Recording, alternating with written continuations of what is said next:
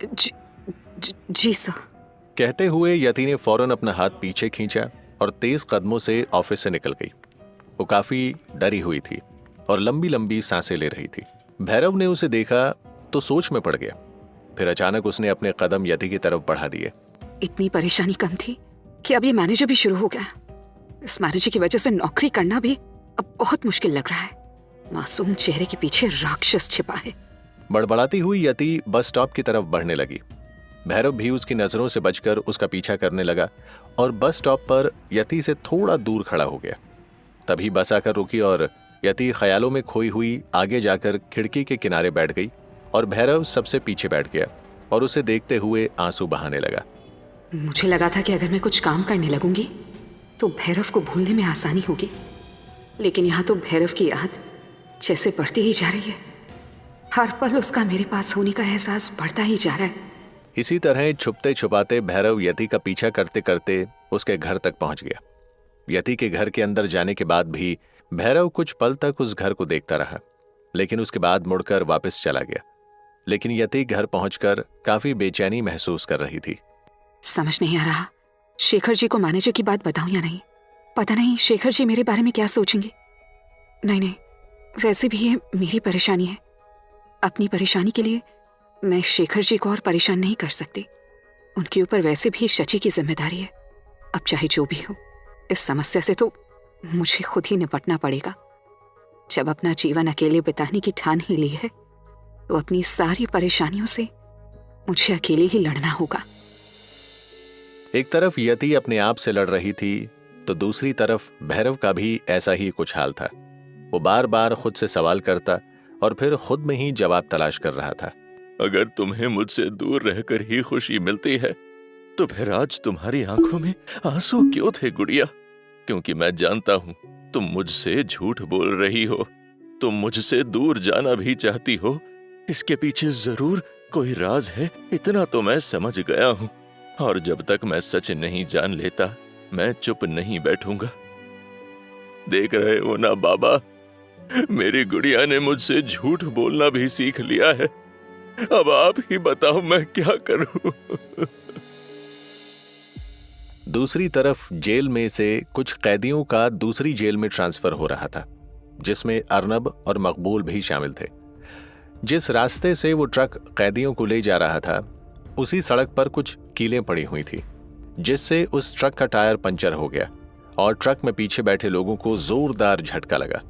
इस मौके का फायदा उठाकर कैदी और पुलिस वालों के बीच लड़ाई शुरू हो गई और इस लड़ाई में कुछ कैदी भाग गए और कुछ घायल भी हो गए। अर्नब और मकबूल इसी लड़ाई का फायदा उठाकर भागकर जंगल में छुप गए। ये कीलें यहाँ पर अमरेंद्र ने ही बिछाई हैं। अब हमें चुपचाप रात का इंतजार करना होगा। कब तक यूं ही बैठे रहेंगे? हम कहीं जा रहे हैं कि नहीं? थोड़ी देर चुप रहोगे? मेरे ख्याल से तो हम ठीक ही जा रहे हैं। हमें यहाँ से जल्दी निकलना होगा मौका मिलने पर, लेकिन तब तक छिपना जरूरी है। तभी अचानक उन्हें एक काला साया दिखाई दिया। मकबूल साये को देखकर डर गया, लेकिन अर्नब उस साये के पास जाकर खड़ा हो गया। वो कोई और नहीं अमरेंद्र ही था। फिर वो दोनों अमरेंद्र के पीछे चलने लगे। तुझे पता है किरण देवी भी बाहर है और पूरे गांव में तहलका मचाए हुए है। क्या? ये कब हुआ? मुझे तो इस बारे में कुछ भी नहीं पता। तुम्हें इस बारे में कुछ नहीं पता? और वहाँ किरण देवी पूरे इलाके में आतंक मचाती फिर रही है। खैर तुम्हारी भलाई इसी में है कि कुछ दिन तुम छुप कर बिताओ। इस वक्त मामला गर्म है, पुलिस चारों तरफ तुम्हें ढूंढ रही होगी। जरा मामला ठंडा होने दो, उसके बाद चले जाना। वो सब तो ठीक है, लेकिन किरण देवी छूट गई है, इस बात की खबर तो जेल में हम सबको हो जानी चाहिए थी। हमें तो ऐसी कोई खबर नहीं मिली। मुझे कुछ गड़बड़ लग रही है। अभी तुम कहते हो तो मैं कुछ दिन शांत रहता हूँ, लेकिन मैं मामले की तह तक जाकर रहूंगा कि आखिर किरण देवी इतनी आसानी से कैसे छूटकर जेल से बाहर आ गई और मैं वहां सड़ता रहा। इधर भैरव यति को याद करते करते कब सो गया उसे पता ही नहीं चला। अगले दिन जब उसकी आंख खुली तो फिर से यति के बारे में सोचने लगा। तभी उसके कानों में सुमन की आवाज पड़ी। भैरव आंखें बंद कर लेट गया और सोने का नाटक करने लगा। जैसे ही सुमन भैरव के पास आई तो उसके सिर पर हाथ फेरने लगी। मैंने आज तक तुम्हें पाने के लिए जो कुछ भी किया है उसे मैं बेकार नहीं जाने दूंगी। एक बार हमारी शादी हो जाए, उसके बाद हम दोनों को कोई अलग नहीं कर पाएगा। तब सब कुछ मेरा होगा। ये सुमन क्या बोल रही है? इसने मुझे पाने के लिए ऐसा कौन सा काम किया है? कहीं यति को मुझसे दूर करने में इसका हाथ तो नहीं? मन में ये बात आते ही भैरव अचानक उठकर खड़ा हो गया और गुस्से से सुमन की तरफ बढ़ने लगा।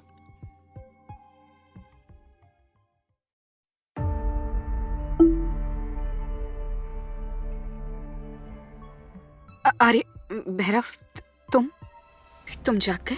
सुमन अचानक से घबरा गई थी। उसे शक हुआ कि कहीं भैरव ने उसकी बात सुन तो नहीं ली। इसी से बचने के लिए उसे कुछ सूझा। देखो ना भैरव, तुम्हारा बच्चा मुझे कितना परेशान करता है। घर का राशन खत्म हो रहा है और मैं इस हालत में भाग दौड़ नहीं कर पा रही। ऊपर से शादी की तैयारी भी करनी है। भैरव को धीरे धीरे एहसास हो गया था कि कहीं ना कहीं वो फंस गया है। उसको एक रात की इतनी बड़ी कीमत चुकानी पड़ेगी, उसने कभी सोचा नहीं था। बच्चे के नाम पर सुमन हर समय भैरव की दुखती रग पर हाथ रखती थी और वो चाहकर भी कुछ नहीं कर पा रहा था। हाँ, और इस हालत में तुम्हें आराम करने की सख्त जरूरत है। मैं घर का राशन ले आऊंगा और ये भी देखता हूं कि कोई छोटा मोटा काम मिल जाए। मैं भी कब तक ऐसे हाथ पर हाथ धर कर बैठा रहूंगा। इधर भैरव नहाकर घर से नौकरी तलाशने निकल गया था। दूसरी तरफ यति रोजाना की तरह अपने ऑफिस के लिए निकल चुकी थी। हालांकि आज ऑफिस जाते हुए उसे काफी डर लग रहा था। जैसे ही वो ऑफिस के गेट पर पहुंची, वो रुककर इधर उधर देखने लगी। मुझे बार बार ऐसा क्यों लगता है कि भैरव मेरे आसपास है?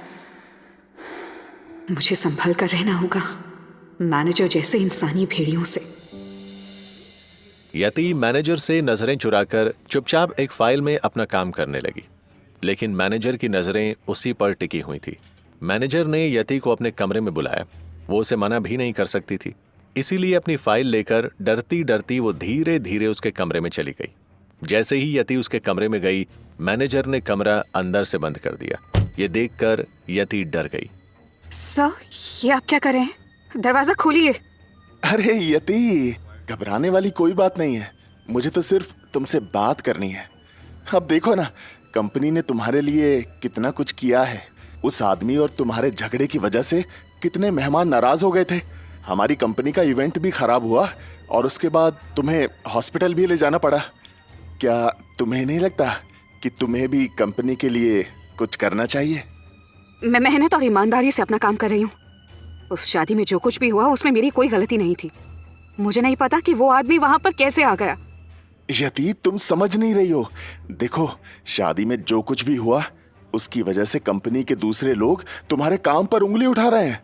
लेकिन अगर तुम सही इंसान के करीब रहो तो तुम्हारे काम पर कोई उंगली नहीं उठा पाएगा और तुम्हारी तरक्की भी बहुत जल्दी होगी।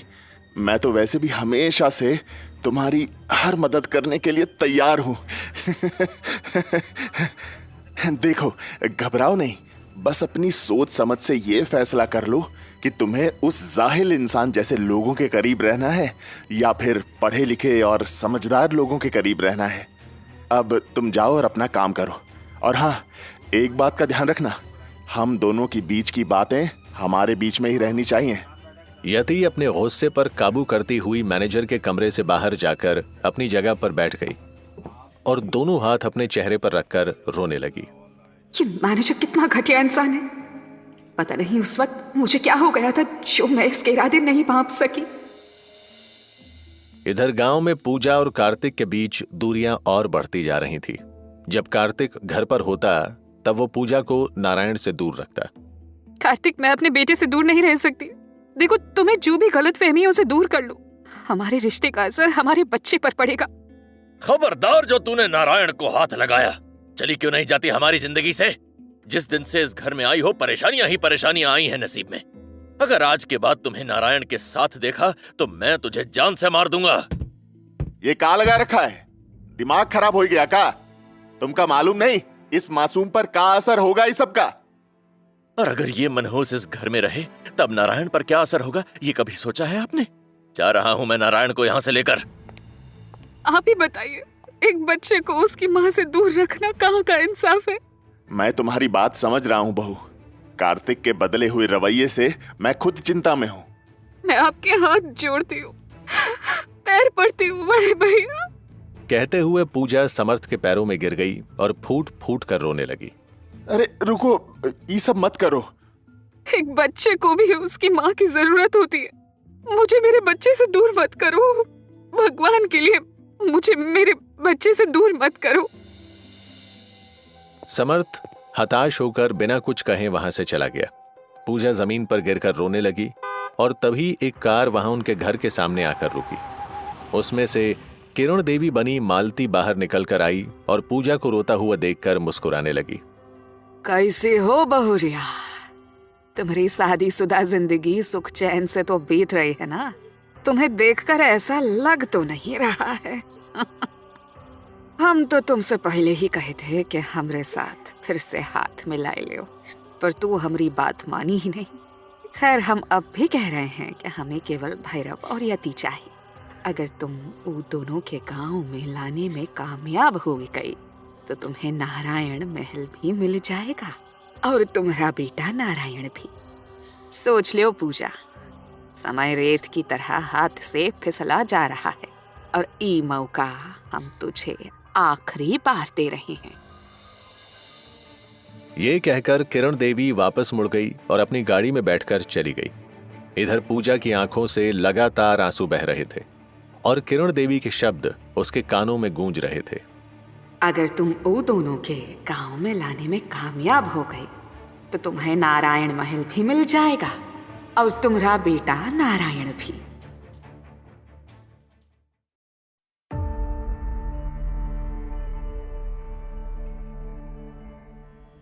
बस बहुत हो गया, बहुत बर्बाद कर ली इस किरण देवी ने हमारी जिंदगी, अब और नहीं। काका, ये चिट्ठी शहर पहुंचाने में कितना समय लगेगा? फिक्र मत करो बिटिया, 4 दिन में ये चिट्ठी पहुंच जाएगी। एक तरफ उम्मीद की किरण लिए पूजा ने भैरव को गांव का हाल लिखवा भेजा था, तो दूसरी तरफ भैरव इवेंट कंपनी के बाहर बैठा यति के आने का इंतजार कर रहा था। शाम का समय था। कुछ ही देर में भैरव की नजर ऑफिस से निकलती यति पर गई। यति अभी 2-4 कदम चली ही थी कि उसके बराबर में एक बड़ी सी कार आकर रुकी। भैरव के मन में कुछ खटका। अरे यति, मैं तुम्हारे घर की तरफ ही जा रहा था, आओ मैं तुम्हें छोड़ देता हूँ। यति ने कोई जवाब नहीं दिया और वो आगे बढ़ गई। उसे मैनेजर की मुस्कुराहट चुभ रही थी। वो समझ रही थी कि मैनेजर उसे कार में क्यों बिठाना चाहता था। वहीं दूर खड़े भैरव को कुछ सही नहीं लग रहा था, इसीलिए वो कार की तरफ बढ़ने लगा। देखो यति, मैं समझ रहा हूँ कि तुम अंदर से डरी हुई हो, लेकिन इस तरह कैसे काम चलेगा? अगर तुम अकेले में मुझसे खुलकर बात करोगी तभी जिंदगी में आगे तरक्की कर पाओगी ना। मैं हूं ना तुम्हारे साथ। सर, मैं अपने आप घर चली जाऊंगी। रास्ते में गाड़ी रोककर ये सब तमाशा करने की जरूरत नहीं है। अरे क्या सही है और क्या गलत है ये मैं अच्छी तरह से जानता हूँ, और किसी से भी लिफ्ट लेने में कोई बुराई नहीं होती है। अब चलो, ज्यादा ड्रामा मत करो। कार से उतरकर मैनेजर ने यति का हाथ पकड़ लिया। यति गुस्से से हाथ छुड़ाने लगी। दूर से भैरव ये सब देख रहा था। उससे बर्दाश्त नहीं हुआ और उसका गुस्सा 7वें आसमान पर पहुंच गया। वो दौड़ता हुआ आया और मैनेजर को एक जोरदार टक्कर मारी। उसे अचानक से अपने सामने देखकर यति शॉक्ड रह गई। कुछ पल के लिए जैसे उसके दिमाग ने काम करना बंद कर दिया। ये सब शोर शराबा और मारपीट देखकर आसपास बहुत सारे लोग इकट्ठे हो गए। तेरी हिम्मत कैसे हुई गुड़िया को हाथ लगाने की? मैं तेरी जान ले लूंगा। तो आ गया यहाँ पर भी इसका आशिक। अपनी लैला से ही पूछ ले, मैंने तो उसे कुछ नहीं कहा, वही मेरे साथ चलने की जिद कर रही थी। बकवास बंद कर, मैं सब खड़ा देख रहा था। तुझे छोड़ूंगा नहीं साले। तूने मेरी गुड़िया के साथ बदतमीजी की है, तुझे इसका अंजाम भुगतना पड़ेगा। क्या सोच रही है तू? देख, भैरव ने इसका क्या हाल कर दिया है। रोक ले इसे, वरना वो सच में इसे जान से मार देगा। रुक जाओ भैरव, ये क्या कर रहे हो तुम? हट जाओ गुड़िया, इस आदमी ने तुम्हें हाथ लगाने की हिम्मत की है, मैं इसकी जान ले लूंगा। आखिर तुम होते कौन हो मेरी परवाह करने वाले? क्यों बार बार मेरे सामने आ जाते हो? कितनी बार कहा है कि दूर हो जाओ मेरी नजरों से। तुम्हारे कारण हर बार मुझे सबके सामने शर्मिंदा होना पड़ता है। मेरी जिंदगी पर और मुझ पर तुम्हारा कोई हक नहीं है। आखिर तुम मेरा पीछा कब छोड़ोगे भैरव? मैंने तुम्हें पहले भी बताया था कि हम दोनों के अलग रहने में ही भलाई है। हम दोनों के रास्ते अलग हैं। अब मैं शेखर के साथ ही रह रही हूँ और उसी से शादी करूंगी। भगवान के लिए मेरा पीछा छोड़ दो भैरव और मुझे चैन से जीने दो। तुम्हें बाबा की कसम भैरव, चले जाओ मेरी जिंदगी से। यति के कड़वे शब्द सुनकर भैरव के हाथ मैनेजर के ऊपर उठते उठते रुक गए। मैनेजर अपनी जान बचाकर वहां से भाग निकला। यति की आंखों से आंसुओं की बरसात होने लगी और वो तेज कदमों से आगे बढ़ी और एक टैक्सी को रोक उसमें बैठकर भैरव की नजरों से ओझल हो गई। भैरव ने उसे रोकना चाहा, लेकिन उसकी कसम ने एक बार फिर भैरव के कदम रोक लिए। तुम ऐसा क्यों करते हो भैरव? क्यों बार बार मेरे सामने आकर अपनी यादें ताजा कर देते हो? जितना मैं तुम्हें भुलाने की कोशिश कर रही हूं, तुमको भुलाना उतना ज्यादा मुश्किल होता जा रहा है। इधर बरसात में भीगता भैरव न जाने कौन से रास्ते पर चलता जा रहा था। बारिश के पानी से उसके आंसू तो नहीं दिख रहे थे, लेकिन उसके दिल पर लगे घाव और भी गहरे हो चुके थे। वो अपने गमों को भुलाने की आस में शराब लेकर कहीं समुद्र के किनारे बैठ गया। इतनी आसानी से कह दिया तुमने कि तुम्हारी जिंदगी पर मेरा कोई हक नहीं है और हम दोनों के अलग रहने में ही हमारी भलाई है। ठीक है, अगर तुम यही चाहती हो तो यही सही। तुम फिक्र मत करो गुड़िया। अब भैरव तुम्हारी जिंदगी का और तमाशा नहीं बनाएगा। ये सब बड़बड़ाते हुए भैरव वहां से उठा और वापस सुमन के घर चला गया। आज तुमने फिर शराब पी है? बारिश में भीगा हुआ, शराब के नशे में धुत भैरव सुमन के सामने खड़ा था। तुमको जल्दी शादी करनी थी ना सुमन? तो ठीक है, जितना जल्दी हो सके हम शादी करेंगे, ये मेरा वादा है। ये अचानक इसे क्या हो गया? जो भी है अच्छा है। मैं कल परसों का ही मुहूर्त निकलवा लेती हूँ। अब जल्दी ही मैं भैरव के साथ शादी के बंधन में बंध जाऊंगी। एक तरफ सुमन भैरव की बात सुनकर मन ही मन खुश हो रही थी, तो दूसरी तरफ यति की कंपनी के मैनेजर ने यति के लिए एक नई मुसीबत खड़ी कर दी थी।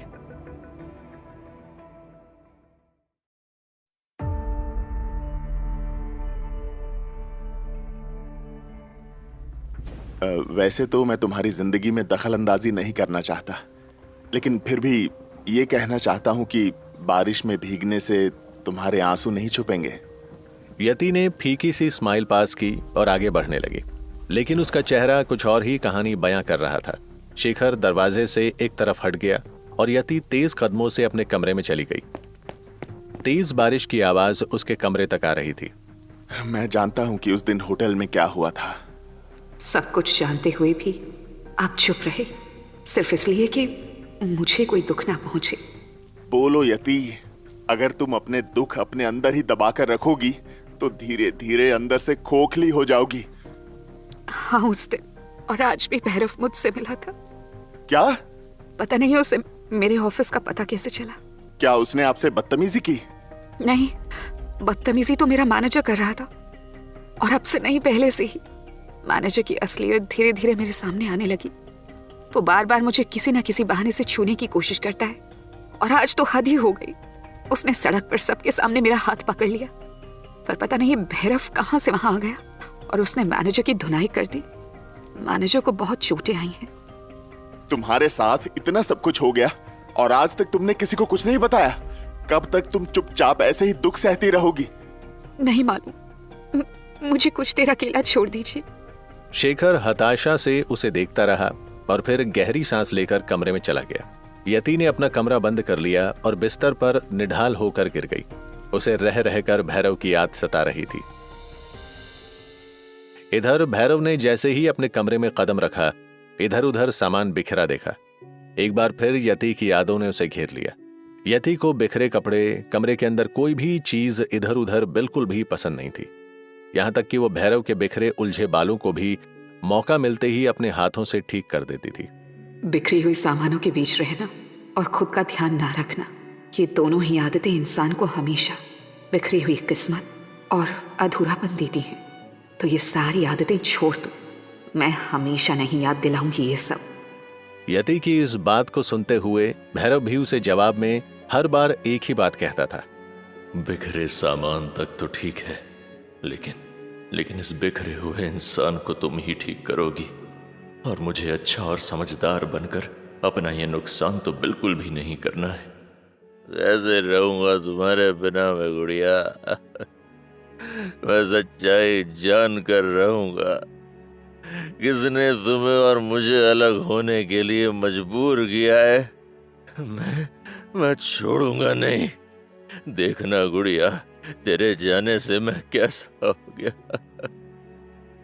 नहीं रहना मुझे अपनी गुड़िया के बिना। मेरी आखिरी सांस के टूटने तक मैं बस तेरा साथ चाहता हूँ गुड़िया। तुम बस मेरे सामने मेरे साथ रहो। मैं इससे ज्यादा कुछ नहीं चाहता। जितना याद करना है कर लो उसे। 2 दिन बाद तुम सिर्फ मेरे होगे, और तुम पर, तुम्हारे घर पर, तुम्हारी हर चीज पर बस मेरा नाम होगा। तब ये यति नाम की चिड़िया देखती हूँ कैसे तुम्हारे आसपास भी भटकती है। एक तरफ भैरव की आवाजों को सुनने के बाद सुमन का दिमाग गर्म था, तो दूसरी तरफ यति बेसुध रोए जा रही थी। मैं जानती हूँ मैंने तुम्हें खो दिया है। मैं तो तुमसे चाह कर भी नाराज नहीं हो सकती, और ना ही तुम। मैं इतना जानती हूँ कि तुम्हें मुझसे शिकायत भी है और प्यार भी। रोते रोते यति की आंख लग गई। शेखर ने भी घर में सबसे कह दिया था कि इस समय यति को अकेला छोड़ने की जरूरत है। अगले दिन जब हिम्मत बांधकर यति काम के लिए निकलने लगी तो शेखर ने उसे रोक लिया। रुको यति, मुझे तुमसे कुछ बात करनी है। जी कहिए। शेखर ने गहरी सांस ली और यति के उदास चेहरे को देखा। देखो यति, जिंदगी यूं रोने से तो नहीं गुजरेगी। तुम्हें अपने फैसले पर फिर से सोचना चाहिए। तुम खुद भी जल रही हो और भैरव को भी जला रही हो। यति के दिल में हुक सी उठी। वो अपने अंगूठे से जमीन कुरेदने लगी। तुम सोच रही हो कि भैरव की जिंदगी से खुद को बेदखल करके तुम उसका भला कर दोगी, तो भूल जाओ। उसकी सुबह तुम हो और शाम भी तुम हो। तुम्हारे बिना वो कभी खुश नहीं रह सकता। इतना कहकर शेखर वहां से चला गया। अब यति का दिल उससे ही सवाल करने लगा। सही तो कह रहे हैं शेखर, मेरा भैरव सुखी है कि नहीं? उसकी तड़प, उसका दर्द मेरे कलेजे को छलनी कर रहा है। लेकिन तभी यति की आंखों में एक बार फिर से वो सीन फ्लैश हुआ जब उसने सुमन और भैरव को एक साथ उस हालत में सुमन के घर पर देखा था। अचानक यति के चेहरे के भाव बदल गए। मैं हार नहीं मानूंगी, चाहे कुछ भी हो। भैरव के दिल में नफरत जगा कर रहूंगी। यति की आंखें लाल हो गईं। आंसू थे कि बंधन तोड़ने को बेताब थे, लेकिन उसने अपने दर्द को पी लिया। लेकिन इस दर्द से निकलने से पहले मुझे किसी के साथ अपना हिसाब बराबर करना है। मैं ठाकुर भैरव सिंह की पत्नी हूँ, उसका मान हूँ। उस 2 कौड़ी के मैनेजर की हिम्मत कैसे हुई मुझ पर आरोप लगाने की? यति की आंखें नफरत से जलने लगीं। अपने मन को मजबूत कर वो घर से निकल गई, लेकिन जैसे ही वो अपने ऑफिस पहुंची, सबकी नजरें उस पर ही टिक गईं। वो थोड़ा सा घबराई, लेकिन गहरी सांस लेकर पूरे आत्मविश्वास से अपनी टेबल पर जाकर बैठ गई। बहुत बेशर्म हो तुम। इतना कुछ हो गया फिर भी मुंह उठाकर चली आई। किसी की आवाज सुन यति ने सिर उठाकर देखा तो सामने मैनेजर की सेक्रेटरी खड़ी हुई थी। यति ने उसे इग्नोर करने की कोशिश की, लेकिन वो शायद यति को परेशान करने की ठान चुकी थी। देखो सब इस मासूम चेहरे वाली शातिर हसीना को। इसके कारनामे सुनेंगे तो होश उड़ जाएंगे सबके। यति का चेहरा गुस्से से तमतमा गया। वो अपनी कुर्सी से उठी और सेक्रेटरी के चेहरे पर तमाचा जड़ दिया। थप्पड़ की आवाज से ऑफिस में सन्नाटा छा गया। यति ने जलती नजरों से सबको देखा। मुझे कमजोर समझने की गलती मत करना। मेरे आंसू मेरी ताकत है। तेरी हिम्मत कैसे हुई मुझ पर हाथ उठाने की? तो देख अब तेरा क्या हाल करती हूँ। इस ऑफिस से तेरा मुंह काला करके ना निकलवाया ना, तो मेरा नाम बदल देना।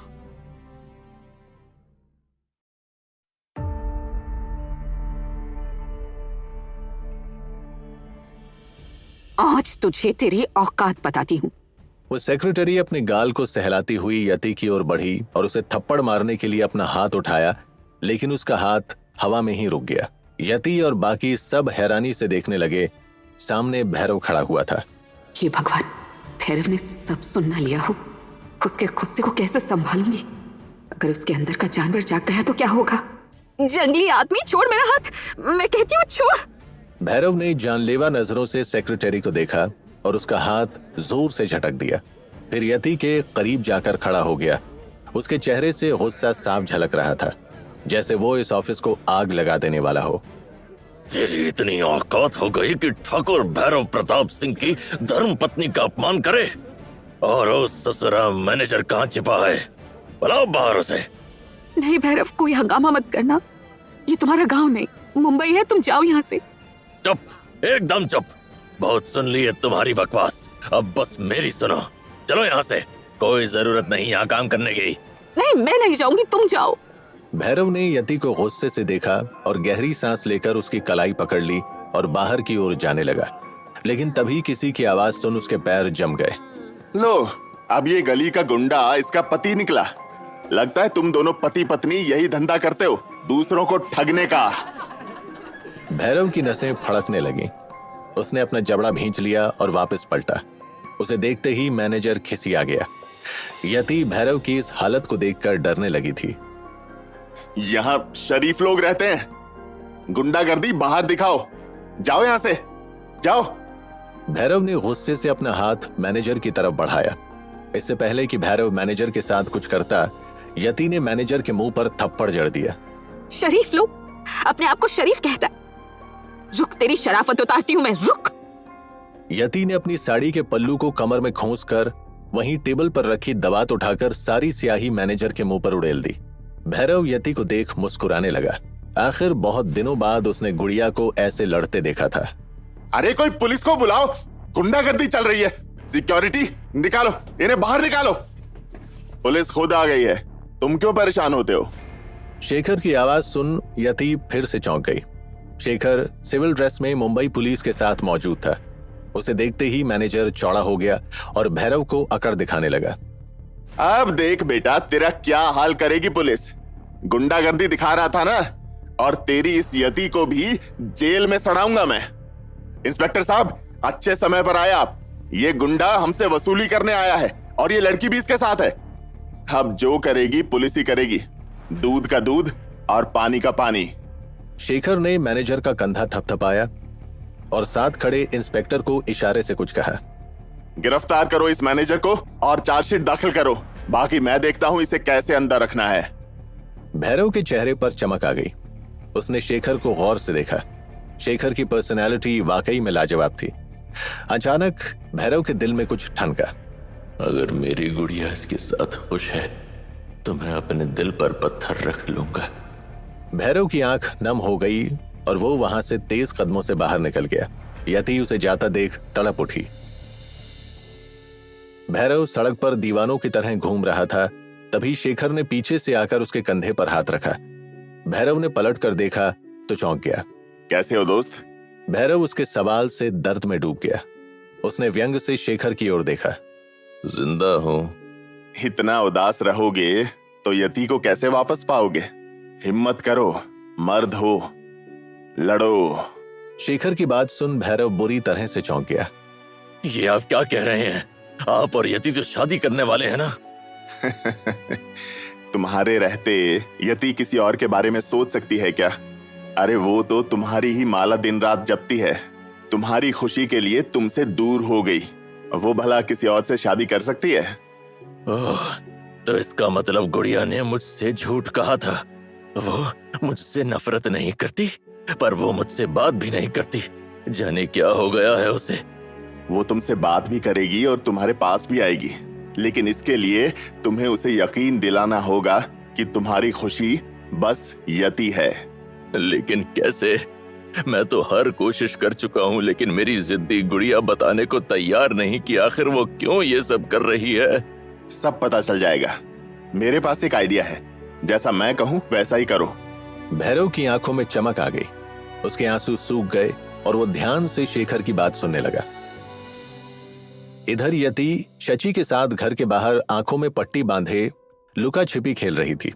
आज बहुत दिनों बाद उसकी आवाज में एक खनक थी। कहाँ छिपी हो शची? मैं आ रही हूँ, सावधान। यति जैसे ही आगे बढ़ी, किसी के मजबूत सीने से टकराकर रुक गई। उसने हड़बड़ाकर पट्टी हटाई तो सामने भैरव को देखकर चहक उठी, लेकिन तुरंत ही उसका चेहरा पीला पड़ गया। नहीं भैरव नहीं, देखो यहाँ शची और माजी भी है, कोई हंगामा मत करना, मेरे लिए बस इतना कर दो। भैरव की आंखों में उदासी भर गई। वो यति के घबराए चेहरे को देखकर परेशान हो गया। क्या दिन आ गए हैं, मेरी गुड़िया मुझसे घबरा रही है? ये तो नहीं सोचा था मैंने। खैर, मैं यहाँ तुम्हें परेशान करने नहीं आया। तो फिर क्यों आए हो? तुम चाहती थी ना मैं जिंदगी में आगे बढ़ जाऊं, खुश रहूं और तुम्हारी जिंदगी से हमेशा के लिए चला जाऊं। हाँ, मैं यही चाहती हूँ, तुम चले जाओ। इसलिए मैंने फैसला किया है कि मैं तुम्हारी इच्छा पूरी कर दूं। यति का जैसे कलेजा फट गया।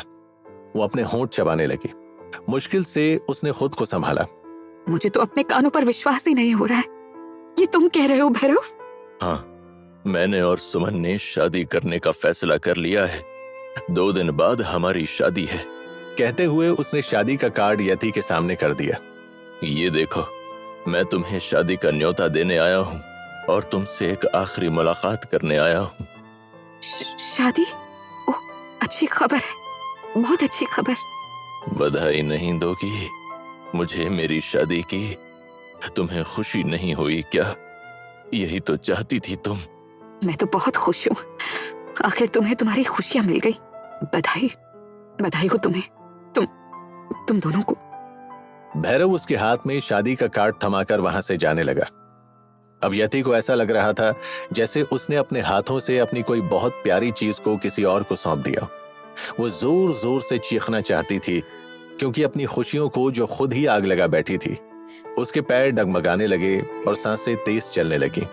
उसने भैरव को रोकने के लिए अपना हाथ बढ़ाया।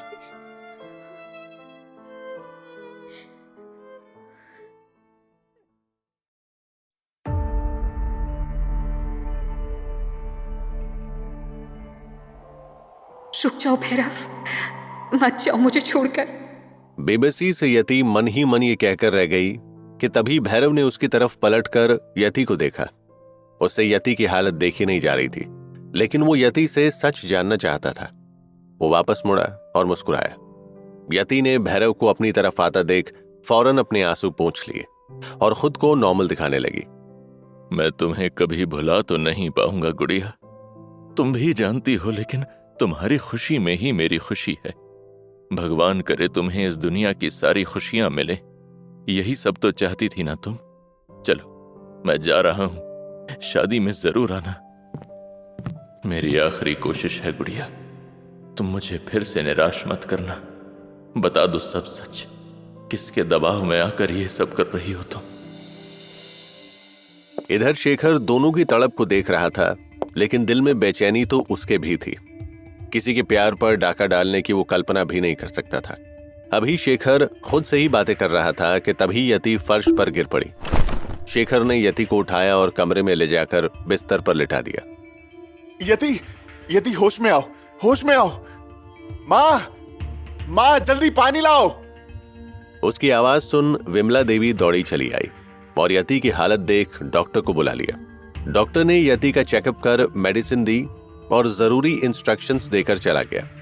एक तरफ शेखर यति की मानसिक हालत को देखते हुए परेशान था, तो दूसरी तरफ भैरव रास्ते भर रोता हुआ चलता चला जा रहा था।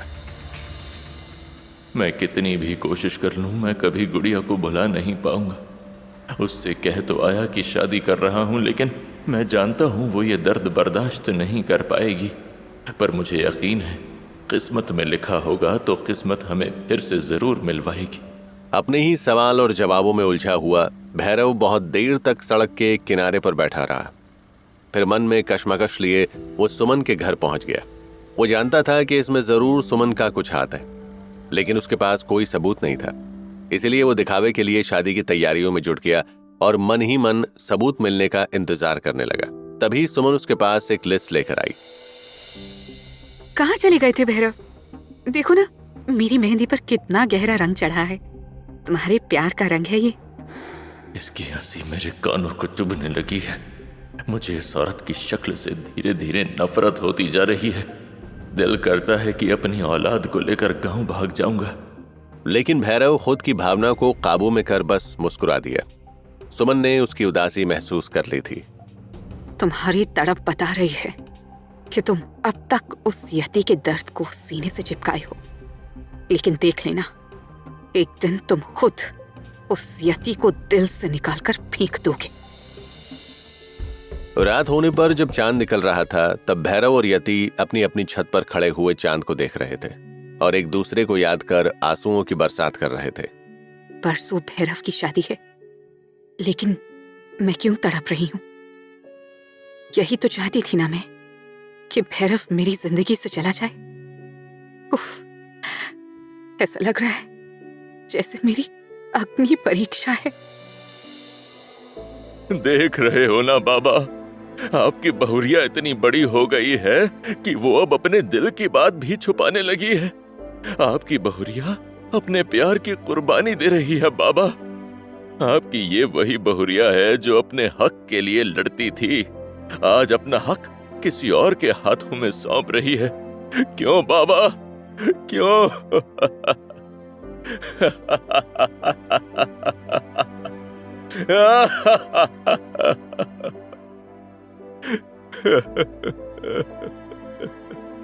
ऐसा कहकर भैरव जोर जोर से हंसने लगा और फिर उसकी हंसी रोने में बदल गई।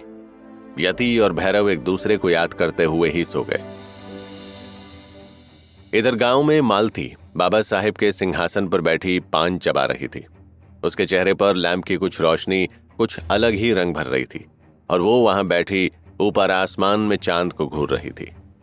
हमरा पूरा मायका उजाड़ दिया तू भैरव।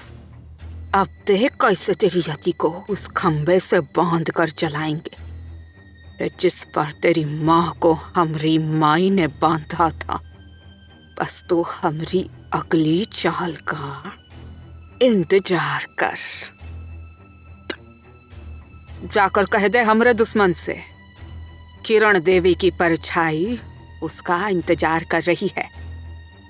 नाचेगी अम्मा, नाचेंगे हमरे बाबा, हम मोर मुकुट पहनेंगे, बजेगा बैंड बाजा और दुश्मन बैठे रोए, किस्मत को अपनी है खोए। हम नारन वेली भैरव राजा, बजेगा बैंड बाजा। रे बजेगा बैंड बाजा, रे बजेगा बैंड बाजा। मालती अपने मुंह को ढके पागलों की तरह चांद की रोशनी में नाच रही थी। अंधेरे में उसके गाने की आवाज दूर तक सुनाई दे रही थी। गांव की चौपाल पर बैठे कुछ लोग उसके पागलपन के खौफ में आ गए थे। हे डायन, इस गांव को भी शमशान बनाकर छोड़ेगी? कब मरेगी ये? ई बुढ़िया बाबा साहिब के परिवार को जीने ना ही देगी रे। इधर दूसरी तरफ सुमन छत पर गई तो देखा भैरव वहां नीचे बेसुध सोया पड़ा था। उसकी आंखों के आसपास गीलापन था, जिसे देख सुमन थोड़ी इमोशनल हो गई, लेकिन उसने तुरंत अपने जज्बातों पर गौर किया और फिर शातिराना तरीके से मुस्कुराने लगी। भैरव, भैरव यहाँ क्यों सोए हो? नीचे चलो ना। गुड़िया, मैं सच जान कर रहूंगा किसने मजबूर किया तुम्हें, ये मैं पता लगा कर रहूंगा। रोना मत तुम, रोना मत, तुम्हारा भैरव अभी जिंदा है। सुमन ने जैसे ही भैरव की बुदबुदाहट सुनी वो डर से कांप गई। उसे लगा जैसे भैरव को उसकी सच्चाई पता चल गई हो। वो घबराकर भैरव से दूर खड़ी हो गई। नहीं, मैं ये नहीं होने दूंगी। तुम्हें सच पता नहीं चलना चाहिए। ऐसा नहीं होगा। अब तुम यति से नहीं मिल सकते।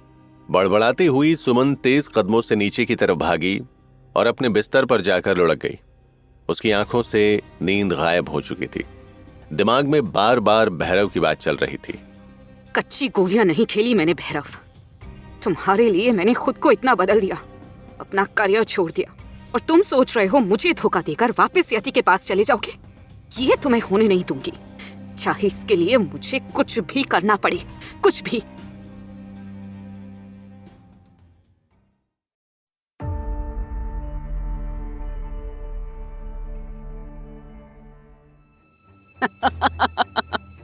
सुमन को जो पसंद आया उसने उसे पा लिया। तुम्हें क्या लगता है भैरव, तुम मेरे पंजों से निकल जाओगे? पागल, तुझे तो मेरे साथ ही रहना है, प्यार से या मौत से। सुमन की आंखें चमकने लगी, लेकिन वो नहीं जानती थी कि उसके नीचे आने के बाद भैरव भी जाग गया था और उसके पीछे नीचे आकर उसकी हरकतें देखने लगा था। सच क्या है वो एक दिन सामने आएगा सुमन। अगर मेरी गुड़िया की तकलीफों की वजह तुम निकली सुमन, तो महादेव की कसम तुम्हें इतने आंसू दूंगा कि कभी किसी मासूम की जिंदगी के साथ खेलने की सोचोगी भी नहीं। भैरव अभी सुमन को घूर ही रहा था कि तभी उसके दिमाग में यति का रोता हुआ चेहरा चमका। गुड़िया, विदा कर दो इन आंसुओं को। तुम्हें मेरी खुशियों के लिए अपनी कुर्बानी देने की जरूरत नहीं है, बल्कि मेरे लिए मेरे साथ जीने की जरूरत है। उसने एक बार फिर सामने बिस्तर पर लेटी सुमन की तरफ देखा और उसकी आंखों में नफरत भर आई। खेल खेल तो चलेगा, थोड़ा लंबा, बस अब खिलाड़ी बदलेगा और प्यादा भी। इधर दूसरी तरफ गांव की सुबह कुछ नई नहीं थी। सब वैसा ही था जैसा हमेशा हुआ करता था, लेकिन जो नया था वो किसी की नजरों में आना बाकी था। मालती के हाथ में कोड़ा था जिसे वो जमीन पर पटक रही थी और उसके सामने हाथ जोड़े एक आदमी थर थर कांप रहा था। हमरे गांव में हमरे खेत पर उगा अनाज खाएगा और हमसे ही गद्दारी करेगा। वाह बेटा वाह, तोहे कहाँ लगा कि तुम्हारी बेईमानी हमें पता नहीं चलेगी? नहीं मालकिन, हमें माफी दे दो, हमसे गलती हुई गई मालकिन, गलती हुई गई। माफ कर दे तो है। माफ कर दे। धोखेबाज, बेईमान, खाल उतार देंगे तेरी बेईमान। वो पुलिस को तो खबर किया था ना, तो कैसे सोच लिया माफी मिलेगी? हाँ, मालती क्रूरता से आदमी के शरीर पर कोड़े बरसाए जा रही थी। ऐसा लग रहा था जैसे वो उसका खून कर देगी, लेकिन तभी कार्तिक वहां आ गया और मालती के हाथ से कोड़ा छीन लिया। अरे डायन, तेरे अंदर दिल नहीं, कितनों का खून पिएगी तू? आ गवा नारायण का पिल्ला, जा जाकर अपनी मेहरारू के पल्लू में छिप जा। वो कहे कि ये डायन अब किसी को बख्शेगी नहीं, तोहरी भी खाल उतरेगी और वो तेरे भैरव की भी। मुंह बंद कर अपना और ये जुल्म करना बंद कर, वरना। आय हाय, लागत है पिछली बार की मार भूल गया है जिनावर। अरे निकालो इसे बाहर, वरना ई की खाल से पहले हम तुम सबकी खाल उतार देवेंगे। कार्तिक ने घूरकर वहां खड़े किरण देवी के गुर्गों को देखा। उसकी आंखों में फूटते गुस्से को देखकर सभी ठिठक गए। कार्तिक उस गरीब आदमी का हाथ पकड़कर वहां से चला गया। ये देख मालती गुस्से से अपने ही शरीर पर कोड़े मारने लगी। इधर मुंबई में भैरव सुमन का नींद से जागने का इंतजार कर रहा था। उसके हाथ में एक गुलदस्ता था। सुमन ने अंगड़ाई लेकर जैसे ही आंखें खोली तो भैरव को देखकर शॉक्ड रह गई। मतलब तुम इतनी जल्दी उठ गए? सोया ही नहीं। पर क्यों? तबीयत ठीक तो है ना? कल शादी है तो नींद कैसे आएगी? मुझे कुछ समझ नहीं आया। तुम खुश नहीं हो ना? देखो भैरव, जो है मुझे बता दो, मैं तुम्हें दुखी नहीं देख सकती। मेरा क्या है, बच्चे को लेकर कहीं भी चली जाऊंगी जहां बदनामी की छींटे ना पड़ी। पागल हो पूरी, ये बात तुम्हारे दिमाग में आई कैसे? मैं बहुत खुश हूँ। मैं तो सोच रहा था कि तुम्हें कैसे खुश करूं। भैरव ने गुलदस्ता सुमन के सामने कर दिया। सुमन हैरानी से कभी भैरव को देख रही थी तो कभी फूलों को, और भैरव मन ही मन कोड़ रहा था। भैरव, तुम वो भैरव? सच में मैं बहुत खुश हूँ। सुमन खुश होकर भैरव के गले लग गई, लेकिन भैरव सही समय आने का इंतजार कर रहा था। इधर यति ने भैरव की शादी का सुन अपना हाल बेहाल कर लिया था। क्यों दर्द है तेरे अंदर यति? तुझे तो भैरव की खुशियां चाहिए थी ना। अब जब वो आगे बढ़ रहा है तो ये दर्द क्यों? तुझे तो खुश होना चाहिए था। उसने अपनी आंखों के पानी को साफ किया और होठों पर मुस्कान लाने की कोशिश करने लगी। तभी शेखर वहां गया। कल भैरव की शादी है, अब तो खुश होगी तुम? हाँ, बहुत खुश हूं। अच्छा है, उसकी जिंदगी से मेरा मनहूस साया हमेशा हमेशा के लिए हट जाएगा। खुश तो बहुत हूं मैं। तो ये दुख क्यों? तुम्हारी आवाज में दर्द क्यों? बताओ मुझे, क्यों है ये तकलीफ? नहीं है दर्द, कोई तकलीफ नहीं है।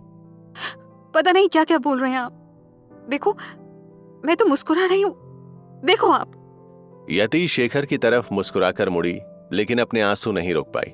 वो अपनी उंगलियां चटकाने लगी। खुद को जलाना बंद करो यति, और भैरव को रोक लो, इससे पहले कि बहुत देर हो जाए। रोक लो उसे सुमन का बनने से। तुम आज भी उसकी पत्नी हो।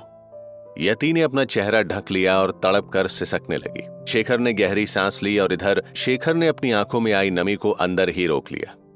प्यार का दर्द क्या होता है मैं जानता हूं यति। तुम चाहे खुद को कितना बदल लो, लेकिन भैरव के प्यार को भूल नहीं पाओगी। तुम्हें और भैरव को मिलाने की कसम खाई है मैंने, और मैं ये करके रहूंगा।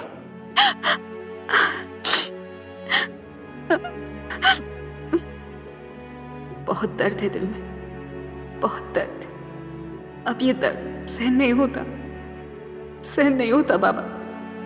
मुझे भैरव से मिलना है, कहीं देर ना हो जाए।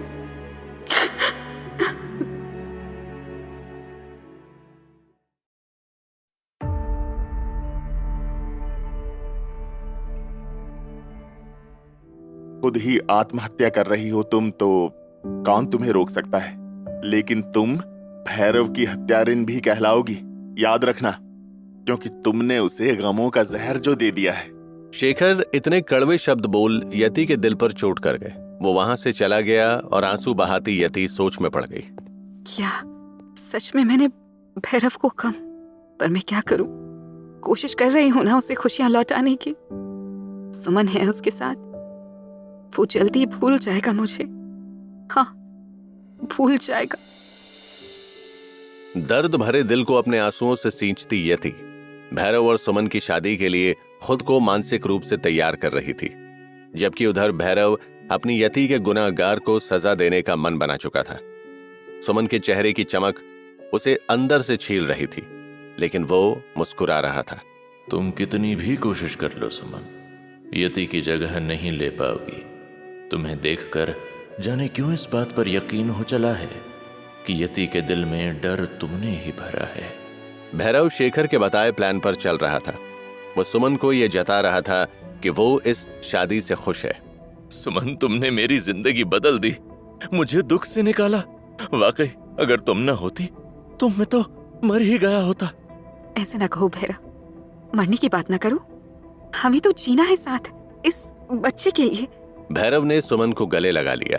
इस बच्चे की चिंता तुम मत करो सुमन, वो मेरा खून है और मेरे साथ रहेगा। लेकिन तुम, अगर तुम गुनहगार निकली तो तुम्हें कभी माफ नहीं करूंगा। अपने जीवन की समस्याओं में उलझी यति समुद्र के किनारे ठीक उसी जगह पहुंच गई जहां कुछ दिन पहले भैरव बैठकर शराब पी रहा था। यति ठीक उसी जगह जाकर बैठ गई और समंदर की लहरों को देखने लगी। भैरव, मुझे माफ कर देना, हर उस दर्द, हर उस तकलीफ के लिए जो मैंने तुम्हें दी। मैंने तुम्हारी जिंदगी को नरक बना दिया। मेरे कारण पापा चले गए, सिर्फ मेरी वजह से हुआ सब। बहुत मनहूस हूं मैं। तुम मेरी गुड़िया को मनहूस नहीं कह सकती। वो तो मेरी खुशियों की चाबी है, पर जाने क्यों मुझसे रूठी है। यति भैरव की आवाज सुनकर चौंक गई। उसे ऐसा लगने लगा जैसे भैरव उसके साथ ही बैठा हुआ समुद्र की ओर देख रहा है। तुम यहाँ क्या कर रहे हो? कल तुम्हारी शादी है। यति हैरानी से उसकी ओर देखती रही और भैरव उसकी बातें सुनकर मुस्कुराने लगा। मैं यहाँ हूँ भी और नहीं भी। मैंने तुमसे कहा था ना गुड़िया, हमारे शरीर भले ही अलग हो सकते हैं, लेकिन हमारी आत्माएं कभी भी एक दूसरे से जुदा नहीं हो सकती। यति समझ गई कि जो भैरव उसके सामने बैठा है वो असली नहीं, उसकी यादों का भैरव है। एक बात बताओ, मेरे बिना जी सकोगी?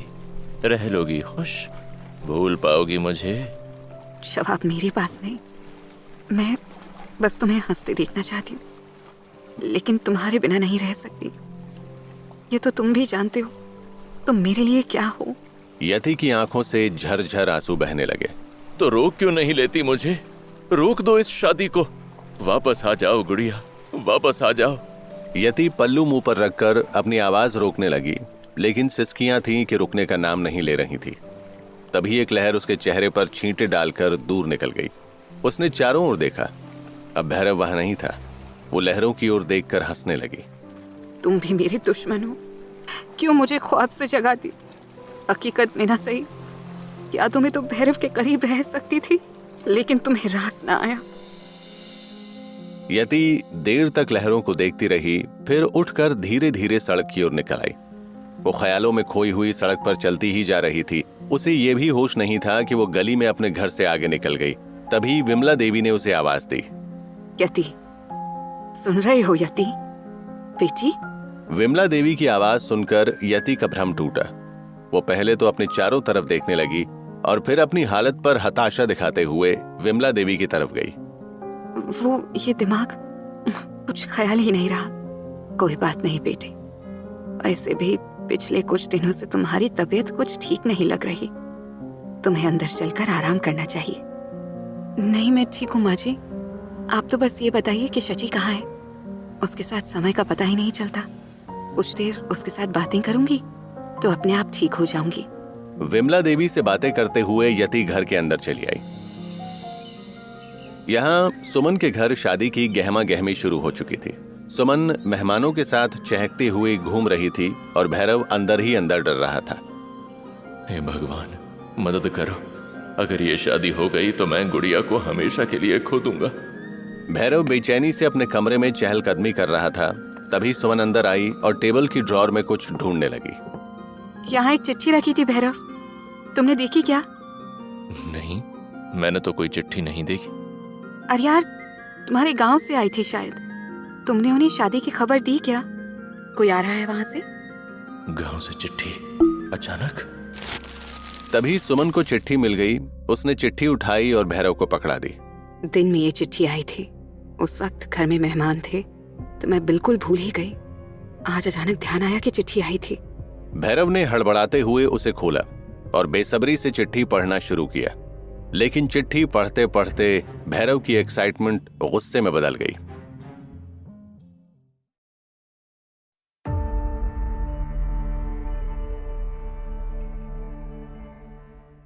भैरव, गांव में हालत फिर से बिगड़ रहे हैं। किरण देवी ने फिर से गांव पर कब्जा जमा लिया है और वो अपने पूरे हथकंडों पर उतर आई है। उसने कसम खाई है कि इस बार वो पूरे ठाकुर खानदान को तबाह कर देगी। मैं तुम्हें ये चिट्ठी लिखने का इरादा नहीं कर रही थी, पर मजबूरी में मुझे ऐसा करना पड़ा, क्योंकि किरण देवी ने नारायण को अगवा कर लिया है और उसने धमकी दी है कि नारायण को छोड़ने की सिर्फ एक ही शर्त है, तुम्हें गाँव वापस आना होगा। वो कह रही है कि जैसे ही तुम गाँव आओगे वो नारायण को छोड़ देगी। चिट्ठी के आखिरी शब्द पढ़ते ही भैरव के हाथ कांपने लगे। गांव की समस्या और नारायण का अपहरण, ये सब पढ़ते ही उसका चेहरा गुस्से से भरने लगा। ये क्या हो रहा है? किरण देवी गांव में कब पहुंच गई और उसने नारायण को अगवा कैसे कर लिया? समर्थ दादा और कार्तिक ने कुछ किया क्यों नहीं? हे मेरे महादेव, मुझे फौरन गांव के लिए निकलना होगा। मैं नारायण को कुछ होने नहीं दे सकता। भैरव एक ऐसे दोराहे पर खड़ा था जहां उसे समझ नहीं आ रहा था कि आखिर वो क्या करे। एक तरफ सुमन से शादी का वादा था और दूसरी तरफ नारायण का अपहरण। वादा और फर्ज के बीच भैरव खुद को एक असमंजस में फंसा हुआ महसूस कर रहा था। बाहर शादी के ढोल नगाड़ों की आवाजें आ रही थी, लेकिन उसके मन में एक अलग ही शोर मचा हुआ था जो उसे बार बार गांव वापस जाने के लिए कह रहा था। इधर भैरव अपनी उलझनों से जूझ रहा था, वहीं दूसरी ओर यति जब नींद से जागी तो उसे महसूस हुआ जैसे वो किसी लंबे सपने से जागकर उठी हो। कमरे की छत पर घूमते पंखे को घूरते हुए उसके दिमाग में कई सवाल उठने लगे। भैरव की कई बातें रह रहकर उसके दिमाग में गूंजने लगी थी। नहीं नहीं, मुझे मुझे ये सब नहीं सोचना चाहिए। मुझे भैरव के बारे में तो सोचना ही नहीं चाहिए। यति भैरव के बारे में सोचना नहीं चाहती थी। उसने अपने चेहरे को सख्त बना लिया, लेकिन भैरव के साथ आखिरी मुलाकात की धुंधली यादें उसके मन में उभर रही थी।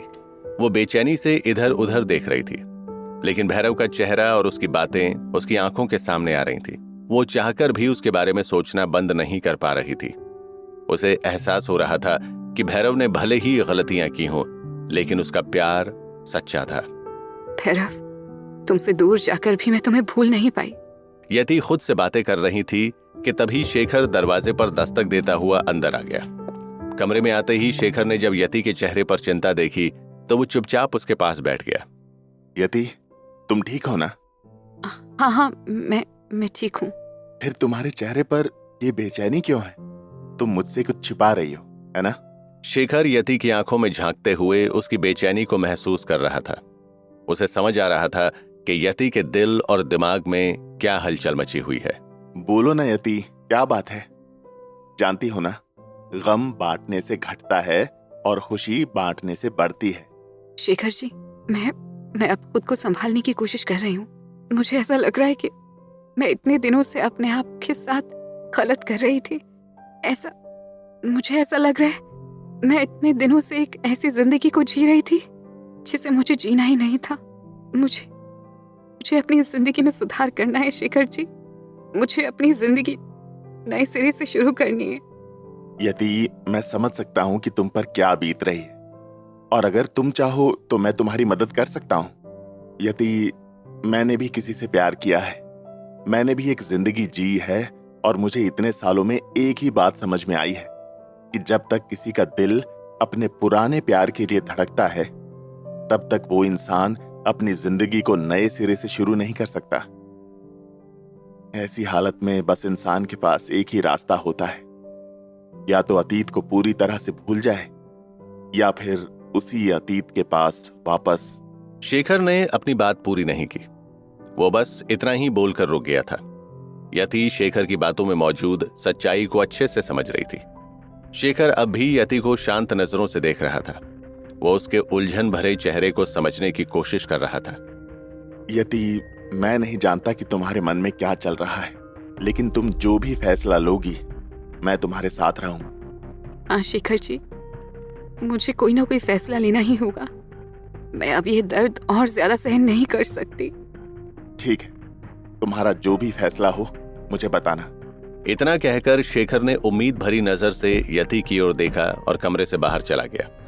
यति, मैं जानता हूं तुम्हारे दिल में अब भैरव के लिए प्यार है, लेकिन प्लीज मुझे छोड़कर मत जाना। तुम्हारे बिना मैं बिखर जाऊंगा। शेखर भी अब यह महसूस कर चुका था कि यति सिर्फ भैरव के बारे में सोच रही है, और इस बात से भी वो उदास हो गया था। इधर यति शेखर के जाने के बाद उसकी कही बातों को समझने की कोशिश कर रही थी।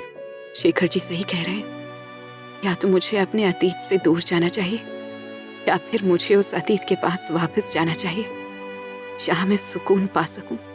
मैं समझ चुकी हूँ मुझे क्या फैसला लेना है। यति के मन की उलझनें अब धीरे धीरे कम हो रही थी।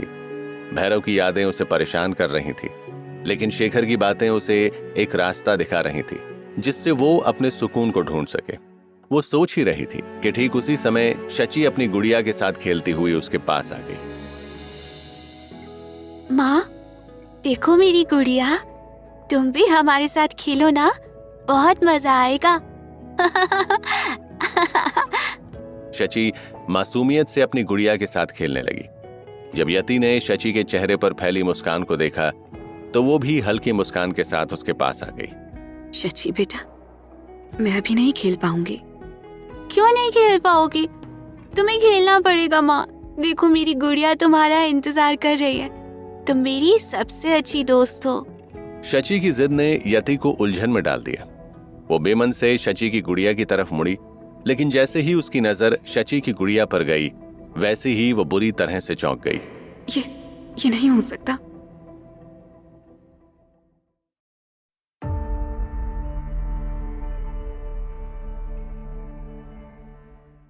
शची, तुम तुम ये गुड़िया कहाँ से लाई?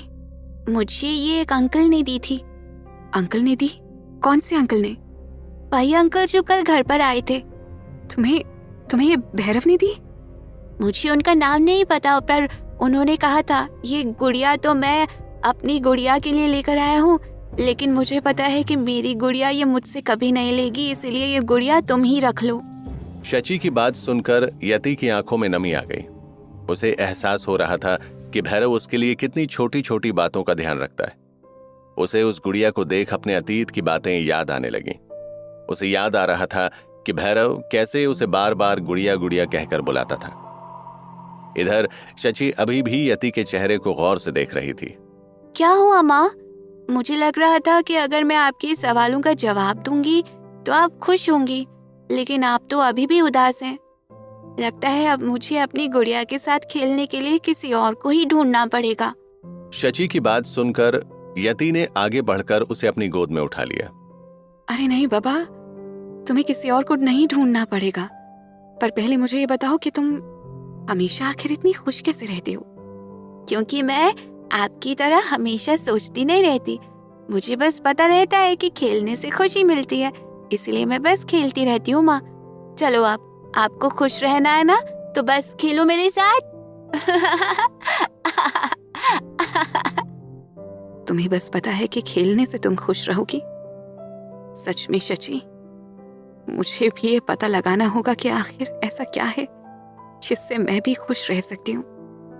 मुझे भी ये पता करना होगा कि आखिर ऐसा क्या है जिससे मैं अपने दिल की उलझनों से बाहर निकल पाऊंगी।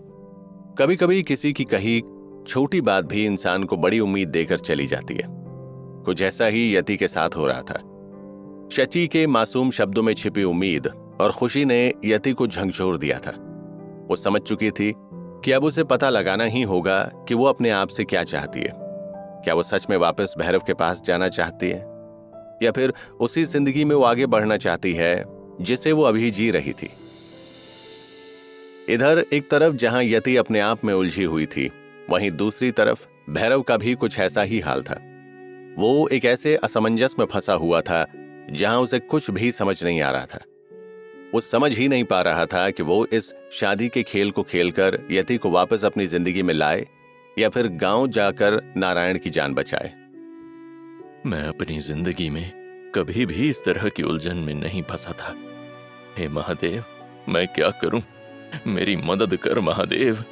भैरव अपने आप से बातें करते हुए कोई समाधान ढूंढ ही रहा था कि तभी पीछे से उसे सुमन की कड़क आवाज सुनाई दी। कैसी उलझन में नहीं फंसे भैरव? क्या मुझसे शादी करना तुम्हें उलझन लग रहा है? अरे नहीं, तुम जैसा सोच रही हो वैसा कुछ भी नहीं है। तो फिर कैसा है भैरव? बाहर लड़कियां तुम्हें मेहंदी लगाने के लिए तैयार हैं और तुम हो के बाहर नहीं आ रहे। अगर तुम्हें शादी नहीं करनी है तो सीधा बोल दो।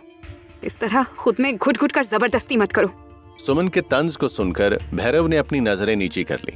शादी तो होगी सुमन, जितनी जल्दी तुम्हें इस शादी की है उतनी ही जल्दी मुझे भी है, लेकिन अभी मैं क्या करूं समझ नहीं आ रहा। भैरव फिलहाल समझ ही नहीं पा रहा था कि आखिर वो सुमन से गांव जाने की बात कैसे करे। इधर सुमन भी आज भैरव से कुछ ज्यादा ही गुस्से में इसलिए पेश आ रही थी क्योंकि उसे लग रहा था कि भैरव जब से यति को शादी का न्योता देकर आया था तब से ही वो खुद में कहीं खोया हुआ था। मैं जानती हूँ भैरव, तुम मुझसे भले ही शादी करने के लिए तैयार हो, लेकिन तुम्हारे दिल में अभी भी वो चुड़ैल यति ही है। मुझे पता है कि तुम यति की वजह से शादी में मन नहीं लगा पा रहे, लेकिन भैरव तुम्हें शादी में मन लगाना ही होगा। तुम्हें तन और मन दोनों से मेरा होना पड़ेगा। मैं लूंगी तो पूरा लूंगी, वरना कुछ भी नहीं लूंगी। इतना कहती हुई सुमन झुंझलाते हुए आगे बढ़ी और उसने भैरव का हाथ अपने हाथ में ले लिया।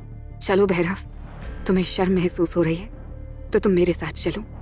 मेहंदी वाली लड़कियां तुम्हारा इंतजार कर रही हैं। देखो, उन्होंने मेरे हाथों में तुम्हारे नाम की मेहंदी लगाई है। अब देखना, वो तुम्हारे हाथों में मेरा नाम लिखेंगी। सुमन भैरव को वहां से ले जाना चाहती थी, लेकिन भैरव वहीं खड़ा रहा। वो बस एकटक सुमन की आंखों में देखता रहा। क्या हुआ? ऐसे क्या देख रहे हो? सुमन, मैं अभी मेहंदी नहीं लगवा सकता। मुझे कुछ दिनों के लिए गांव जाना होगा, वहां हालात ठीक नहीं हैं। भैरव ने गांव जाने का फैसला कर लिया था, लेकिन उसे यह भी अच्छी तरह से पता था कि सुमन को यह बात पसंद नहीं आएगी और हुआ भी कुछ ऐसा ही। भैरव की बात सुन सुमन ने झटके से भैरव का हाथ छोड़ दिया। क्या क्या कहा तुमने भैरव? यहाँ कल हमारी शादी है और आज तुम गांव जाने की बात कर रहे हो? हाँ सुमन, मुझे गांव जाना ही होगा। और रही बात शादी की, वो फिर कभी कर लेंगे। भैरव की बात सुनकर सुमन ने वहीं मौजूद कुर्सी पर जोर से लात दे मारी। भैरव, मुझे कुछ समझ नहीं आ रहा। मतलब कल तुम यति को शादी का कार्ड देने गए और आज तुम शादी छोड़कर गांव जाने की बात कर रहे हो। आखिर तुम्हारे दिमाग में चल क्या रहा है? देखो, मैंने तुम्हें पहले भी कहा था और अब भी कह रही हूँ, अगर तुम्हें मुझसे शादी नहीं करनी तो सीधे बोल दो। वैसे भी मैं इतनी काबिल हूँ कि तुम्हारे बिना भी अपने होने वाले बच्चे का ख्याल रख सकती हूँ। सुमन, तुम हर बात का तिल का ताड़ बनाने में क्यों लग जाती हो? और मैंने कहा ना, गांव में कुछ मुसीबत आन पड़ी है, इसलिए मुझे वहां जाना पड़ रहा है। हाँ, इतने दिन से कोई मुसीबत नहीं आई थी, लेकिन जब तुम यति से मिलने गए तब अचानक गांव में मुसीबत आ गई। मैं सब समझती हूँ भैरव, सब समझती हूँ। सुमन की तंज भरी बातें अब भैरव को भी चुभने लगी थी। सुमन, तुम हर बात पर यति को बीच में क्यों ला रही हो? वहाँ गांव में किरण देवी ने नारायण का अपहरण कर लिया है, इसीलिए मुझे वहाँ जाना पड़ रहा है। भैरव ने जैसे ही गांव जाने की असली वजह बताई, वैसे ही सुमन के चेहरे के भाव तेजी से बदलने लगे। वो अपने गुस्से भरे चेहरे पर बदलती हुई तुरंत ही अपने चेहरे पर अफसोस के भाव ले आई। भैरव, तुमने पहले क्यों नहीं बताया? नारायण का अपहरण कर लिया गया है। तुम गांव जाना चाहते हो तो जाओ, पर तुम्हारे जाने के बाद मेरा क्या होगा? तुम हमेशा कार्तिक के बेटे के बारे में सोचते हो, लेकिन तुम ही बताओ, क्या तुम्हारे दिल में मेरे और हमारे बच्चे की कोई अहमियत नहीं है? हाँ? भैरव सुमन की आंखों में आए मगरमच्छी आंसुओं को अच्छे से समझ रहा था, लेकिन वो जानता था कि इस मामले में वो कुछ नहीं कर सकता। सुमन, तुम जैसा सोच रही हो वैसा कुछ भी नहीं है। मैं गांव जा रहा हूं क्योंकि वहां मेरी जरूरत है। मैं बस किरण देवी की कैद से नारायण को छुड़ाऊंगा और जल्द ही वापस आकर तुमसे शादी कर लूंगा। ये मेरा वादा है। तुम्हारे वादे पर मैं कैसे यकीन करूं भैरव? तुम हमेशा वादा करते हो लेकिन फिर उन्हें निभाते नहीं। देखो, अभी का ही देख लो, तुम्हारे वादे पर ही मैंने शादी की सारी तैयारियां कर ली थी। सारे मेहमान भी आ गए हैं। मैंने शादी को लेकर न जाने कितने सपने संजोए थे, पर देखो। मेरा यकीन करो सुमन, मैं इस बार ऐसा कुछ नहीं करूंगा। मैं सच में अपना वादा निभाऊंगा। सुमन ने नजरें उठाकर भैरव को देखा और मेज पर रखा एक कोरा कागज भैरव की ओर बढ़ा दिया। भैरव, अगर तुम गांव से वापस आने के बाद सच में मुझसे शादी करोगे तो इस कागज पर दस्तखत कर दो। मैं जानना चाहती हूँ कि तुम वाकई मुझसे शादी करोगे या ये कहीं फिर से वही वाला वादा तो नहीं जिसे तुम बाद में तोड़ दो।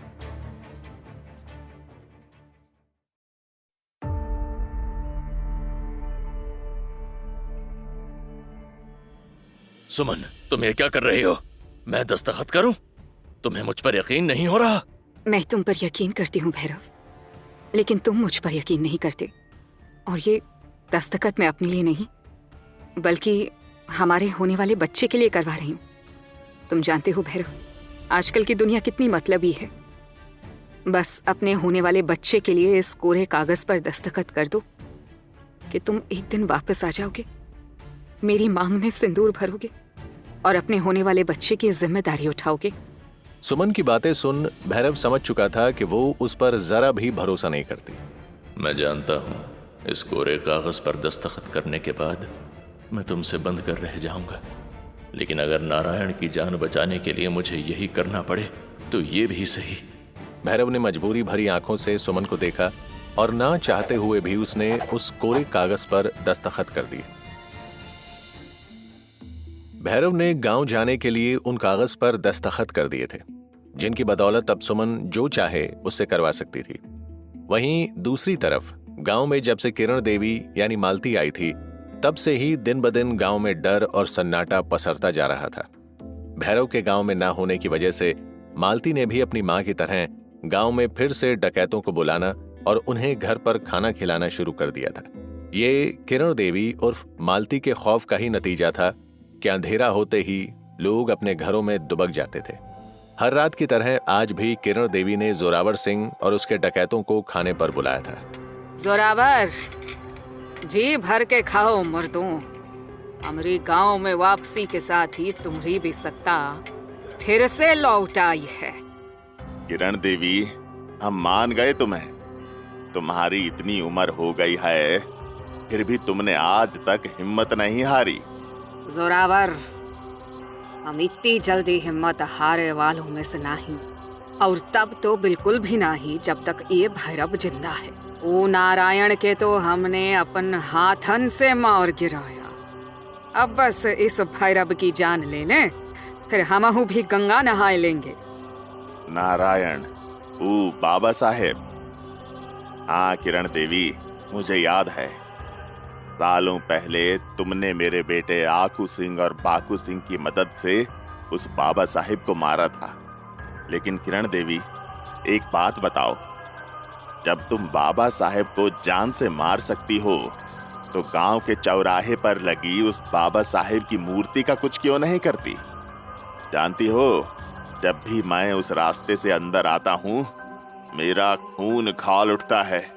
हालांकि किरण देवी उर्फ मालती भी इस गांव के चौराहे पर मौजूद बाबा साहेब की मूर्ति के बारे में जानती थी, लेकिन उसने अब तक उस मूर्ति के साथ कुछ भी गलत इसलिए नहीं किया था क्योंकि उसे पता था कि वो गांव में अकेली कुछ भी नहीं कर सकती। लेकिन जोरावर की इस बात पर उसने खाना छोड़ दिया और गुस्से से उठकर अपनी देसी राइफल उठा ली। यह वो हथियार है जोरावर, जिससे हमने ओ बाबा साहेब के छाती में गोली दागी थी, और अब चलो यह बंदूक से हम ओ बाबा साहेब के भी मूर्ति को ध्वस्त कर देते हैं। किरण देवी की बात सुनकर जोरावर और उसके सारे डकैत भी उठ खड़े हुए और फिर किरण देवी के साथ उस चौराहे के पास पहुंच गए जहां बाबा साहेब की मूर्ति लगी हुई थी। रात के अंधेरे में उस चौराहे पर कुछ लोग हुक्का बीड़ी पी रहे थे। किरण देवी ने तुरंत ही हवा में गोली चलाई और उन लोगों पर बंदूक तान दी। सुन लियो गांव वालों, ये गांव में अब सिर्फ हमारा हुक्म चलेगा, और जो भी हमारा विरोध करेगा उसका अंजाम बहुत बुरा होगा। किरण देवी उर्फ मालती की बात सुनकर गांव वाले डर से कांपते हुए हाथ जोड़कर खड़े हो गए। तभी उसने अपनी बंदूक बाबा साहेब की मूर्ति की ओर तान दी और एक झटके में गोली चला दी। वो गोली सीधा बाबा साहेब की मूर्ति के सिर पर लगी, जिसे देखकर मालती जोर जोर से हंसने लगी। लो जोरावर, कर दिया शुभारंभ, अब मिट्टी में मिला दो इस नामुराद की मूर्ति को। किरण देवी यानी मालती के हुक्म देते ही सारे डकैतों ने बाबा साहेब की मूर्ति पर टूटकर वार करना शुरू कर दिया। कुछ ही मिनटों में बाबा साहेब की मूर्ति ध्वस्त होकर जमीन पर गिर पड़ी। ये मूर्ति के टूटन के साथ ही अब दोबारा से गांव में तबाही मचेगी।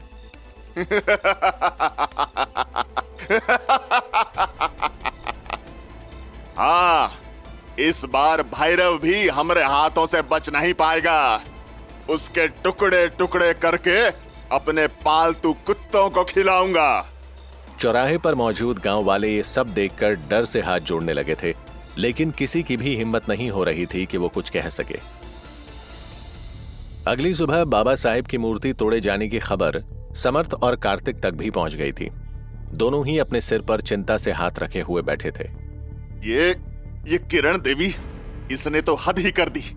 पिछली बार जब ये जेल गई थी तब मुझे लगा सब कुछ ठीक हो जाएगा, लेकिन नहीं, कुछ ठीक नहीं होने वाला।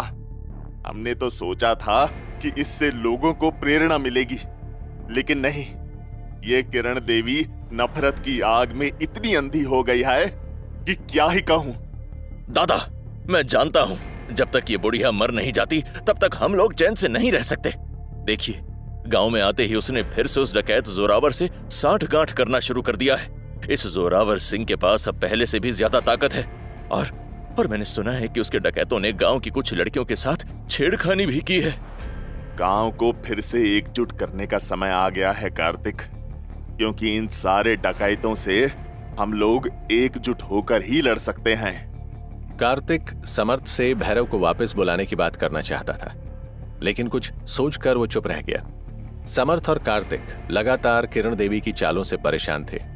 गांव में जो कुछ भी हो रहा था उससे न केवल ठाकुर खानदान का मान सम्मान खतरे में आ पड़ा था, बल्कि सबको गांव का भविष्य भी गड्ढे में जाता हुआ दिख रहा था। कई गांव वाले किरण देवी की इस आतंक की शिकायत लेकर समर्थ और कार्तिक के पास आ पहुंचे थे। ठाकुर साहब, ये किरण देवी तो पूरे गांव को अपने कब्जे में लेने की कोशिश कर रही है। हर जगह उसी के लोग मंडरा रहे हैं और जो कोई भी उनके खिलाफ कुछ कह रहा है उन लोगों को डकैत उठा कर ले जा रहे हैं। समर्थ के पास कोई जवाब नहीं था। वो सिर झुकाए बैठा था, लेकिन कार्तिक चुप रहने वालों में से नहीं था। भाइयों, आप लोगों को ज्यादा चिंता करने की जरूरत नहीं। याद कीजिए, हमने पिछली बार इस किरण देवी और उसके डकैतों को गांव से खदेड़ कर भगाया था। इस बार भी हम सब मिलकर लड़ेंगे और इन डकैतों को गांव से बाहर खदेड़ देंगे। न जाने कार्तिक ने ऐसा क्या कह दिया कि उसकी बात पर गांव वालों के बीच फुसफुसाहट होने लगी।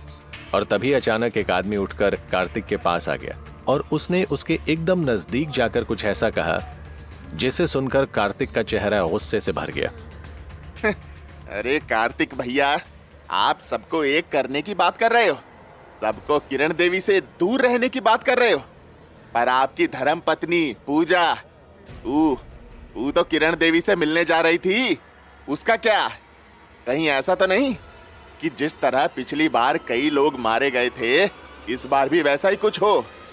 कहीं आप गांव वालों को एकजुट करवा कर कुछ और ही करने का तो नहीं सोच रहे? ये क्या बकवास कर रहा है रामलाल?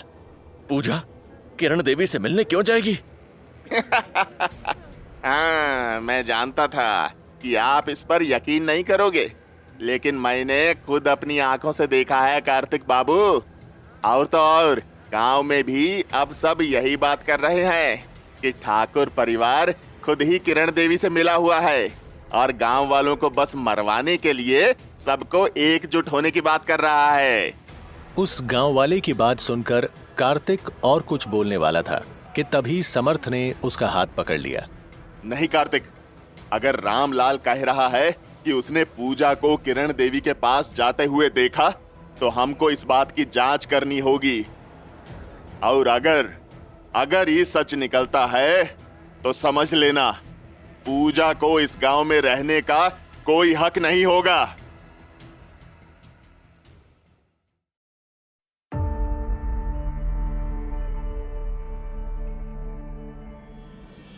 कार्तिक, अगर ये सच है कि पूजा किरण देवी से मिलने गई तो इस बार हम